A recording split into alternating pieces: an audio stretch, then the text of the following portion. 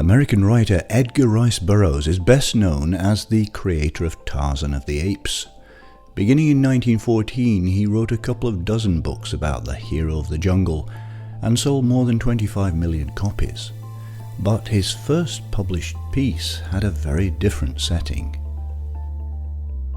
Called Under the Moon of Mars, it appeared in 1911 in the adventure magazine All Story, and led to him writing a series of fantastic tales set on Mars, known to its natives as Barsoom. Published between 1917 and 1948, the first of these 10 novels was A Princess of Mars, in which we meet the hero John Carter, and a variety of alien-looking but human-acting creatures on a world extrapolated from the Mars of Percival Lowell. Lowell, in turn, had been influenced by the speculations of French astronomer Camille Flammarion about Martian life in his book On the Red Planet, published in 1892. Like Flammarion, Lowell interpreted a network of lines drawn by the Italian astronomer Giovanni Schiaparelli on his maps of Mars as canals, artificial waterways built by an alien civilization. Burroughs published the first of his Barsoom novels, The Princess of Mars, in 1917, after it had been serialized in All Story magazine several years earlier.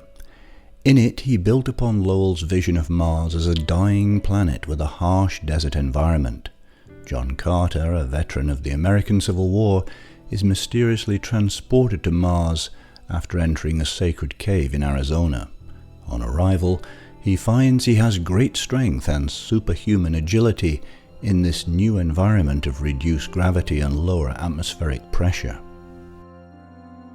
Carter soon falls in with the Tharks, a nomadic tribe of green Martians who are warlike and six-limbed. Thanks to his strength and fighting skills, Carter rises to a high position in the tribe. The Tharks subsequently capture Dejah Thoris, Princess of Helium, a member of the humanoid Red Martian race. The Red Martians inhabit a loose network of city-states and control the planet's canals. Carter rescues Dejah Thoris from the Green Men in a bid to return her to her people. Subsequently, Carter becomes embroiled in the political affairs of both the Red and Green Martians in his efforts to safeguard Dejah Thoris.